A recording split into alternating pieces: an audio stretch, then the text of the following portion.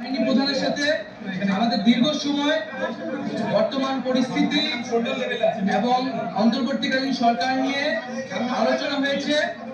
আমাদের একটি ফলপ্রসূ আলোচনা হয়েছে এবং ছাত্র নাগরিক অভ্যুত্থানকারীদের পক্ষ থেকে যেই সরকার প্রস্তাব করা হবে সেই প্রস্তাবিত সরকারি চূড়ান্ত অন্তর্বর্তীকালীন সরকার হবে সেই নিশ্চয়তা আমরা আজকে বঙ্গভবন থেকে পেয়েছি। আমরা প্রাথমিকভাবে আমাদের অন্তর্বর্তীকালীন সরকারের জন্য সরকারের প্রধান উপদেষ্টা হিসেবে সর্বজন গ্রহণযোগ্য নোবেল পুরস্কার বিজয়ী আন্তর্জাতিক খ্যাতিসম্পন্ন ব্যক্তিত্ব ডক্টর মোহাম্মদ ইউনূসের নাম প্রস্তাব করেছিলাম এবং আজকে মহামান্য রাষ্ট্রপতিও সম্মতি দিয়েছেন